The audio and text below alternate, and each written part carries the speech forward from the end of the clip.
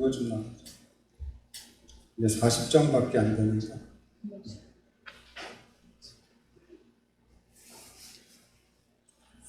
예, 불자님 안녕들 하셨습니까? 49일 동안 기도들 많이 하셨어요? 조용하시네.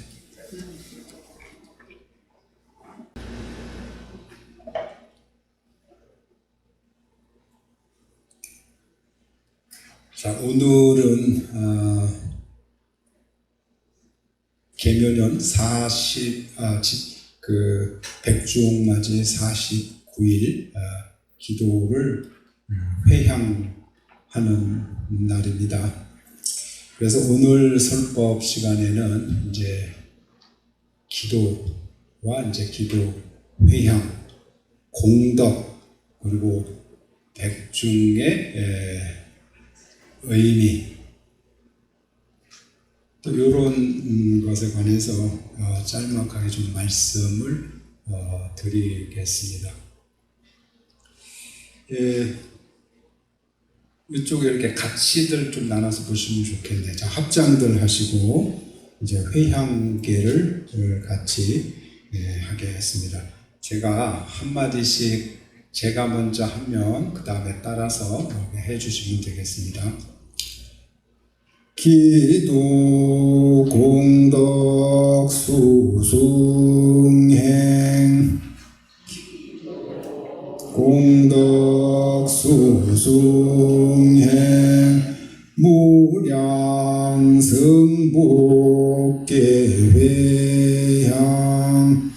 무량승복계회향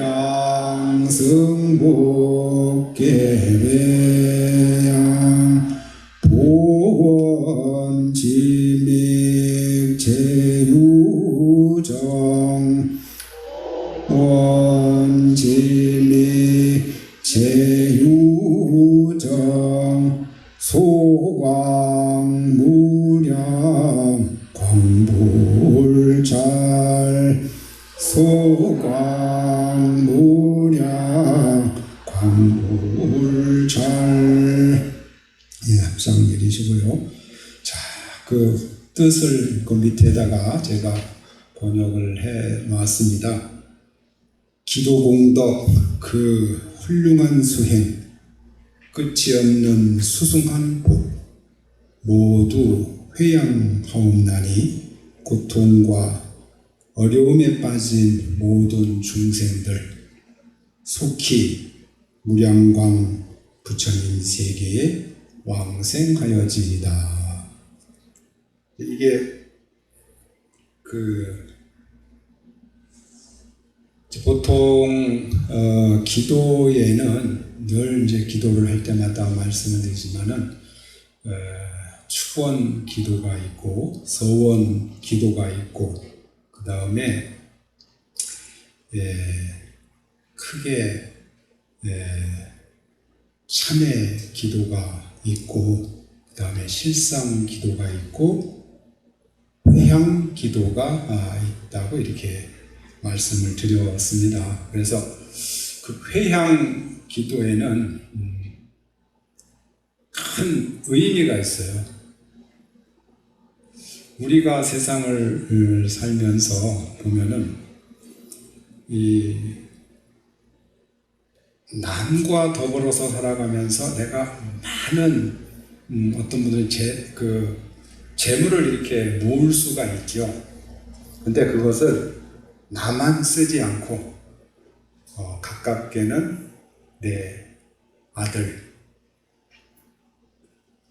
친척, 이웃과도 이제 나누면서 사실은 살고 있습니다.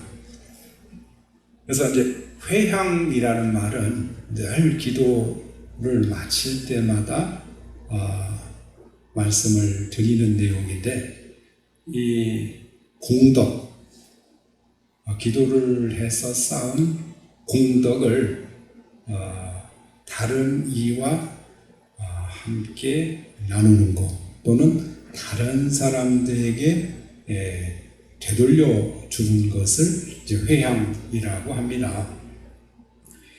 그래서 이제 불교에서는 이 기도를 하면 이 에너지가 엄청난 에너지가 이제 우리 자신들에게 이렇게 모입니다. 그 에너지의 힘을 나만 갖는 게 아니라 다른 사람과 함께 나눴을 때 대단히 확대될 수 있는 그런 힘을 갖는다. 그래서 불교에서는 기도를 하면 꼭 회양의식을 해요. 회양의식. 방향을 돌리는 거예요. 그러니까 내가 쌓은 공덕을 나만 취하는 게 아니라 다른 사람에게 돌려준다. 그래서 이제 저희들이 여기서 알아야 될 것은 회양에도 크게 세 가지를 이야기를 합니다. 하나는 중생회양이에요. 중생회양은 나보다 조금 힘이 약한 그런 사람들에게, 가난하고 힘없고 괴로움에 빠져있는 사람들에게 나의 공덕, 나의 힘을 나눠주는 거죠. 그 다음에 두 번째는 보리회향이라고 그래요.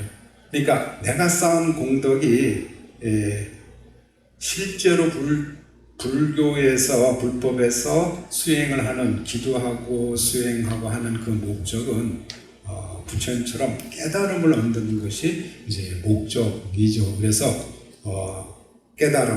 깨달음으로 회양을, 그러니까 나의 에너지를 깨달음으로 갈 수 있게 방향을 돌린다. 또 하나는 실제 회양이라고 해서 나의 그 기도, 그 축적된 그 공덕을 진리로, 모든 진리로 되돌린다. 이렇게 이제 회양에는 중생회양, 보리회양, 실제회양. 중생회양은 나보다 못한 모든 살아있는 생명에게 나의 공덕을 되돌리는 것이고, 보리회양은 깨달음에 회양하는 것이고, 실제회양은 진리에 되돌리는 것이다. 이제 실제로 이제 우리 불자님들이 그 회양이라는 말을 인터넷에 검색하면 많이 나오는데, 회양이라는 말을 검색해서 잘 안 나오더라고요. 제가 해보니까. 그래서 영어로 이렇게 transfer of knowledge, 그러니까 공덕을 옮긴다라는 말을 검색을 하면 영어로 이렇게 굉장히 잘 나와 있어요. 이게 조금 길어서 제가 프린트를 다 하려다가 양이 너무 많아져서 이제 못 했습니다. 거기에서 중요한 것은 이제 이런, 우리가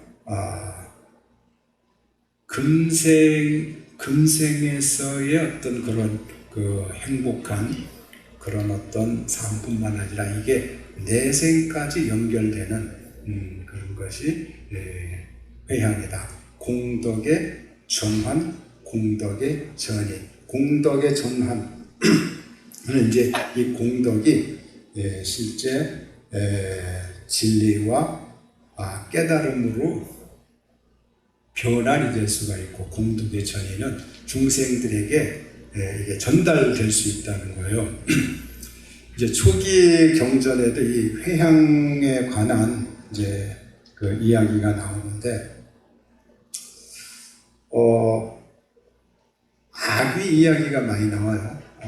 어떤 아귀, 소아귀가 이제 굉장히 옷을 벗었어. 그래서 독실한 부처님 제자가 저 아기에게 보시를 하고 싶어. 보시를 하고 싶은데 우리가 직접 아기에게 줄 수가 없는 거예요. 그렇죠? 아기에게, 우리가 살아있는 사람이 아기라는 중생에게 직접 옷을 줄 수가 없습니다. 그래서 이것을 출가한 스님들에게 옷을 보시하면 그 공덕의 힘으로, 그러니까 아기 이름으로 제가 스님들께 성단에 옷을 보시합니다 하면 그 공덕이 전이가 돼서 바뀌어서 그 아기에게 전해진다. 그러니까 스님들에게 보시를 하니까 아기가 싹 옷을 입은 모습으로 나타나더라. 이게 이제 공덕의 전이라고 합니다. 공덕이 바뀌어서 전달될 수가 있다. 이런 이제 그 이야기가 나오듯이 공덕은 눈에 보여요, 안 보여요? 공덕, 우리 공덕이라는 말을 우리 불교에서 많이 쓰는데 공덕이 눈에 보입니까, 안 보입니까? 보이지 않는 것에 대해서는 잘 믿지를 않아요. 그리고 굉장히 불확실한 그런 그 생각들을 가지고 있는데 이 공덕은 참 우리가 눈에 보이지 않지만 엄청난 그 힘을 가지고 우리의 삶을 변화시켜주는 힘이에요. 그래서 이제 기도를 하신 모든 우리 불자님들이 이제 공덕이 이렇게 다 축적이 되어 있습니다. 그래서 이런 공덕을 여기 보원, 침익, 재유정이라고 했을 때 고통과 어려움에 빠져 있는 그런 중생들이 이 세계에서는 그걸 벗어나기가 굉장히 힘들어. 그러니까 여기 무량광 불찰이라고 했는데 무량광은 아미타 부처님을 다른 말로 무량광이라고 합니다. 그래서 아미타 부처님의 세계, 그러니까 극락 세계를 이야기를 하죠. 그 세계에 빨리 태어나기를 원하나이다. 이런 게 이제 회향계입니다. 자, 그것도 한번 보시고 밑에 보시면은 이제 자 합장을 하시고 함께 이제 다 가지셨죠. 그 밑에 원이차 공덕 한문으로 된 개성을 함께 회향계를 낭독을 하시겠습니다. 원이차 공덕 원이차 공덕 보급어 일체 보급어 일체 아등여 중세 아등여 중세 탐생극락구 탐생극락구 동연무량수 동연무량수 계고 성불도 계고 성불도 원컨대 이 공덕이 일체 중생에게 널리 퍼져 나와 모든 중생이 더불어 극락세계에 태어나서 무량수 부처님을 함께 뵙고 모두 같이 성불하여지이다. 이런 내용입니다. 지금 이 개송은 회향계는 제를 모실 때마다 스님들이 하는 개송이에요. 매 장엄연불 끝나고 맨 마지막 부분에 하는 개송입니다. 그래서 이거를 꼭 가지고 가서 이런 거를 해드리면 그냥 다 한번 보고 두고 가시더라고요. 다 외우셨나? 그러면은 저희 스님들보다 머리가 한 100배는 좋으신 거예요. 그래서 이거를 집에서 우리 불자님들이 이렇게 날을 정해놓고 기도를 하실 때 끝나는 날에 반드시 이 개송을 읊어야 우리 불자님들이 쌓은 기도 공덕이 100배, 1000배, 100만 배까지 늘어나는 거예요. 이거 굉장히 중요해요. 그래서 회향을 할 때는 반드시 이 회향 개송을 외워라. 외워서 내가 지은 모든 공덕을 일체 모든 중생들에게 회향합니다. 이거 반드시 하셔야 합니다. 자, 이 초기경전에는 이런 스님들이 법문하실 때 이런 말씀을 많이 하셔요. 맹구우목이라고 하는 그 법문을 많이 하시는데 우리가 이제 이게 사람으로 태어나는 일이 쉬울까 어려울까? 그냥 막 태어나는 것 같죠? 그냥 막 태어나서 그냥 어렸을 때는 어리버리 정신없이 이렇게 막 살다가 조금 이제 철이 들어서 보니까 뭐 주변에 사람이 너무 많아. 그래서 그냥 막 태어나는 것 같아. 그런데 부처님께서는 이렇게 비유를 하셨어요. 큰 태평양같이 넓은 바다에 눈먼 거북이가 있다는 거예요. 거북이가 눈이 멀었는지 어떻게 해야 거북이도 눈이 멀은지는 잘 모르겠지만 비유죠. 그러나 이 거북이 수명이 길죠. 100년에 한 번씩 물 위로 떠오른대. 이렇게. 그런데 100년에 한 번씩 떠오르는데 마침 구멍 뚫린 널빤지를 만난다는 거예요. 구멍이 뚫려가지고 그래서 그 거북이 목을 한번 구멍에다가 탁 걸쳐서 크게 숨을 제대로 쉴 수 있는 그 인연. 그래서 이제 부처님 안 한다기 이야기를 해요. 안 한다야, 안 한다요. 이 눈먼 거북이가 100년 만에 한 번씩 물 위로 떠오르는데 그 구멍 뚫린 널빤지를 만나는 그 인연이 쉽겠느냐? 어때요? 쉬워요? 매일 올라와도 그 널빤지 만나기 힘들 거예요. 그죠? 매일같이 거북이가 보통 한 300~400년 산다고 하는데 매일같이 올라와도 그 넓은 바다에서 구멍 뚫린 널빤지를 만나기란 너무너무 힘든 일인데 우리 사람의 몸을 받는 그 인연이 100년에 한 번씩 떠오르는 거북이가 널빤지, 구멍 뚫린 널빤지를 만나는 인연이다. 그렇게 태어났대요, 우리가.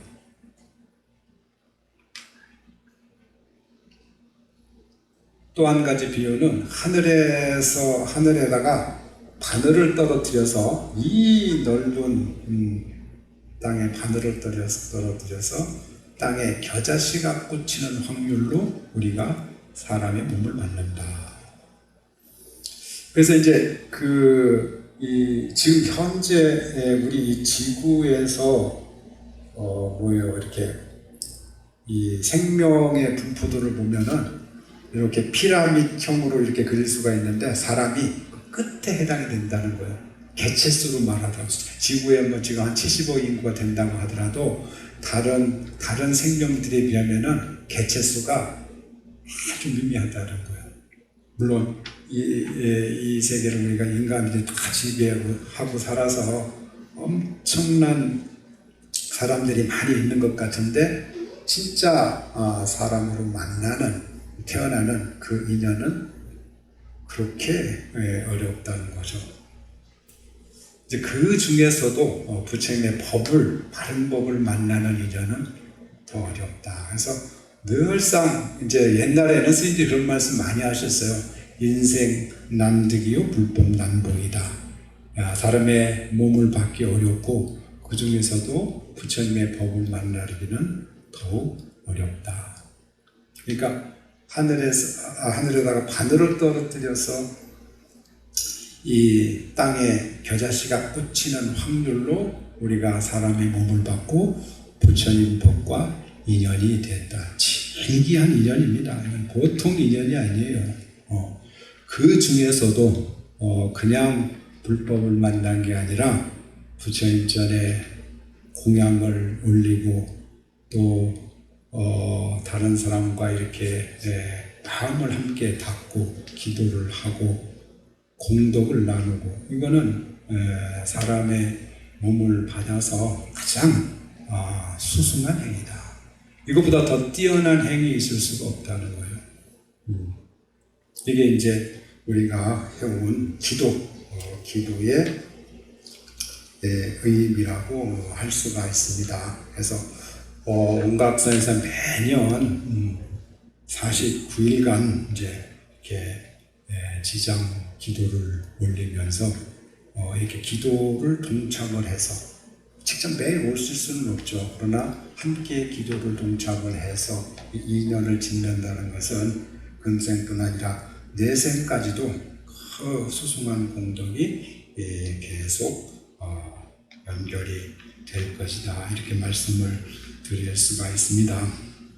자, 백중은 이제 크게 불교적 의미하고 민속적 의미가 있어요. 근데 이제 민속적 의미는 이제 관두고 백중, 그래서 글자가 다 다릅니다.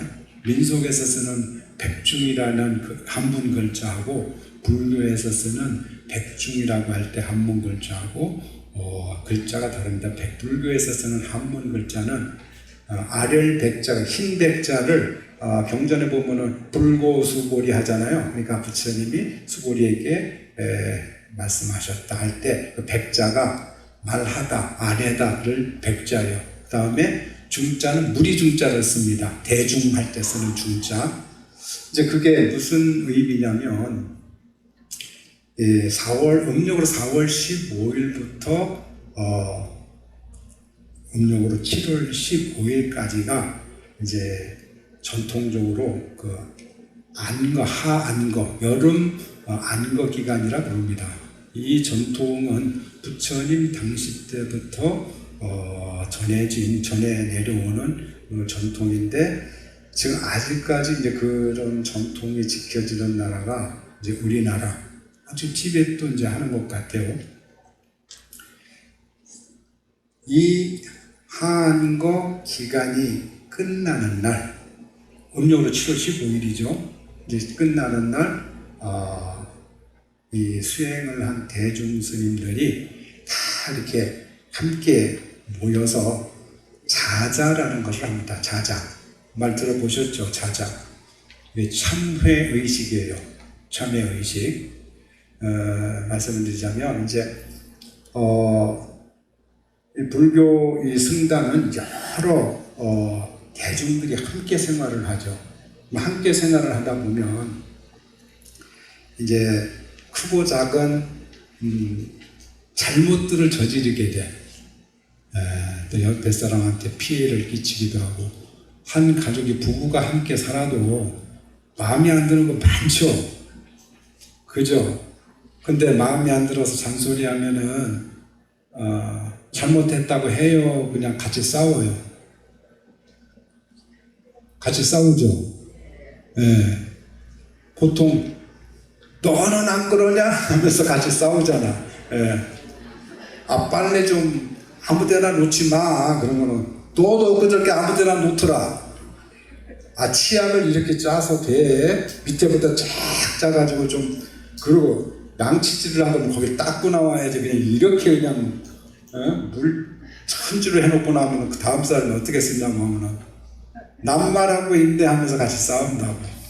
이게 보통 이제 일상생활에서도 그런데, 그러면은 한 가족이 모여서 살아도 그런 일이 빈번하게 많고 잘잘못이 많습니다. 그런데 이 서로 다른 환경에서 자란 그 수행자들이 함께해서 모여서 살면은 문제가 진짜 많죠. 그럴 때마다 이제 3개월 동안 불교 승단에서는 3개월 동안 그 스님들이 같이 살고 잘못된 자기 허물을 드러내서 참회하는 의식이에요. 그러니까 이제 그 약간 장로 정도 되는 그런 큰 스님들께서 부처님이 제정하신 계율을 이렇게 낭독을 합니다. 그러면서 참회를 시키죠. 그래서 3번까지 물어서 이제 참회가 내가 뭔가를 잘못했습니다라고 스스로 나와서 고백하고 하지 않으면 그 다음으로 넘어가고, 참여의식을 이렇게 했다는 거예요. 근데 가만히 생각해 보세요. 많은 대중들 앞에서 자기의 잘못을 드러내서 참여하는 거 쉽지 않습니다. 사랑하는 가족에게도 그 못해요, 잘. 자기의 잘못을 그냥 드러내서 내가 잘못했어라고 하는 건 굉장히 어렵습니다. 그런데 이제 불교 승단에서는 이런 참회 의식을 통해서 교단의 청정성을 유지해 갔다. 그래서 이 한거가 끝나는 날 참회 의식을 하는 그것을 백중이라 그런다. 이제 그런데 이 백중에 이런 돌아가신 영가들 조상들을 천도하는 그 의식이 이제 어떻게 유래가 됐냐면은 아마 여러 번 들어보셨겠지만은 부처님제자 중에 목련존자 이야기가 나옵니다. 이 목련존자가 이제 그 집안이 굉장히 부자였다는 거예요.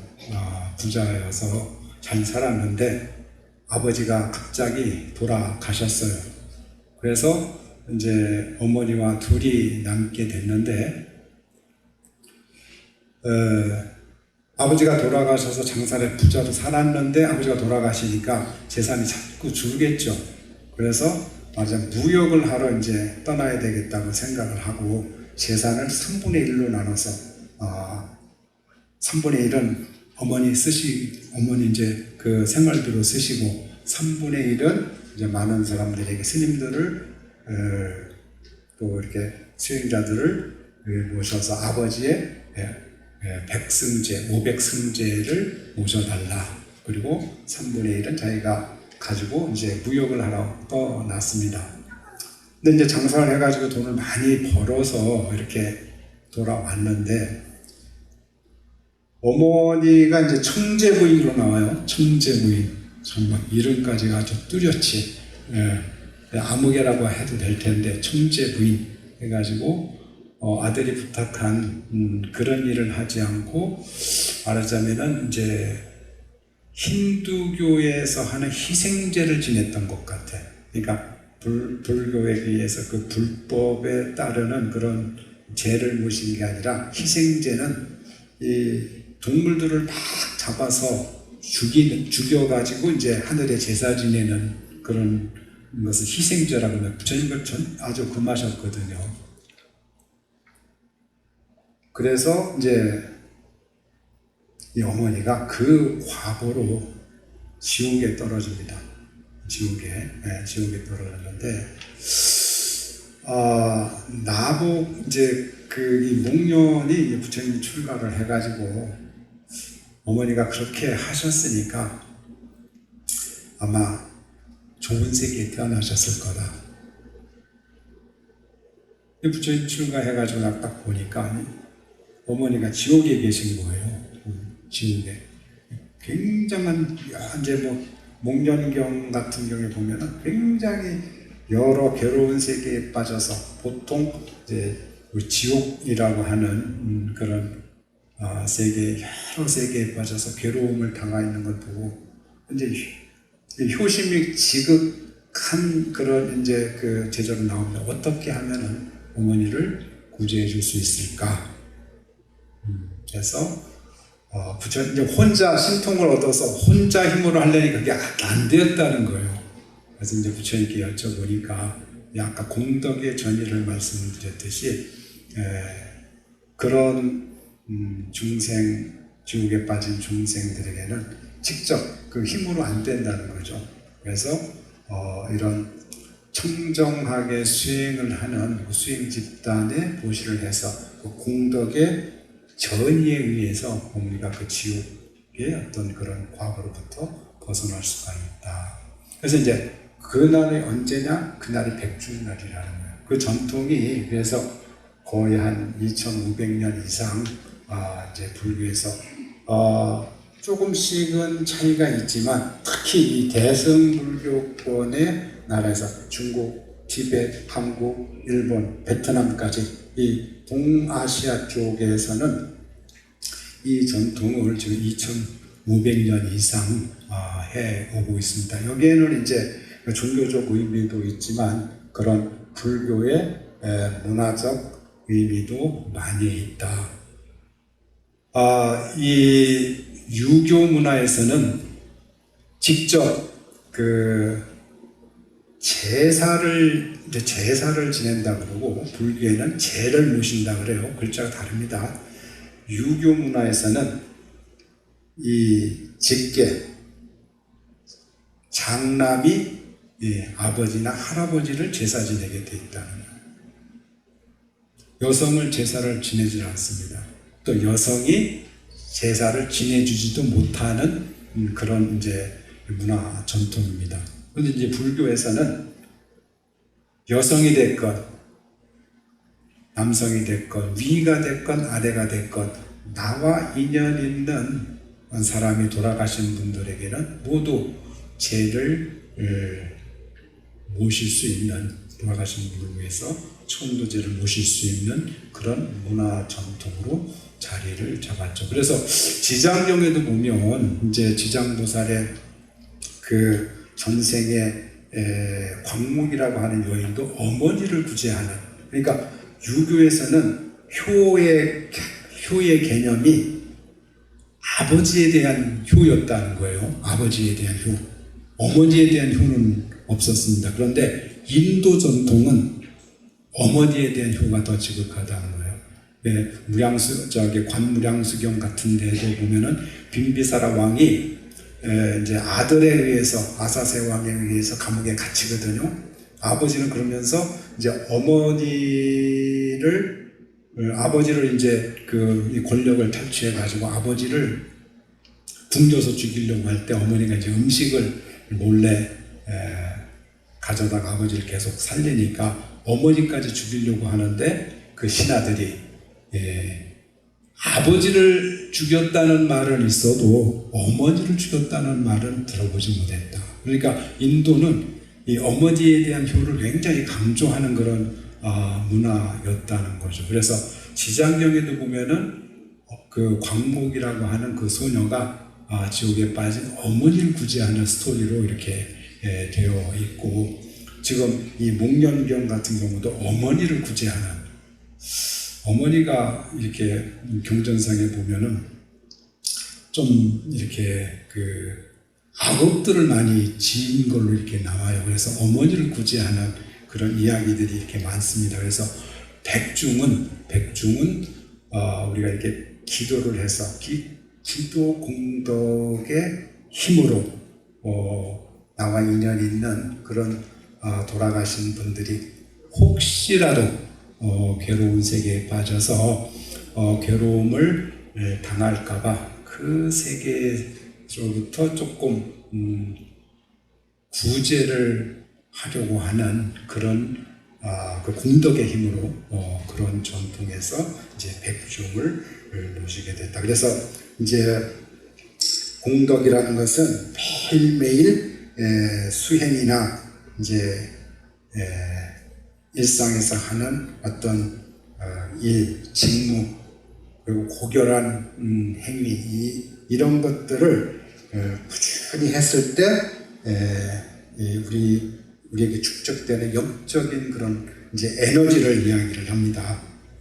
이 에너지는 우리를 지켜주고 또 기쁨과 통찰을 가져다 준다.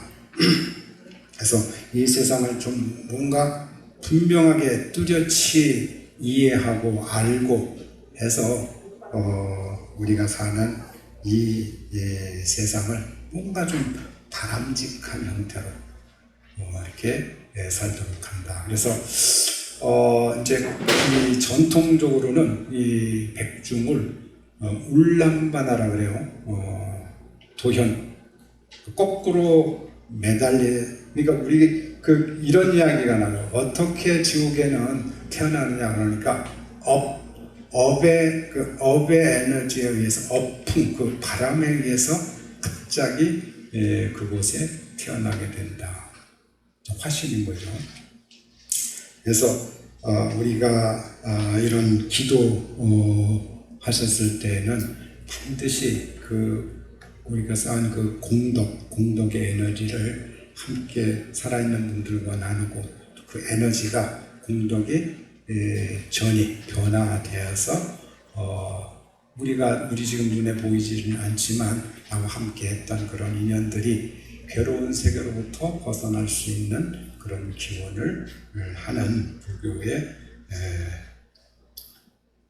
중요한 명절이면서 종교적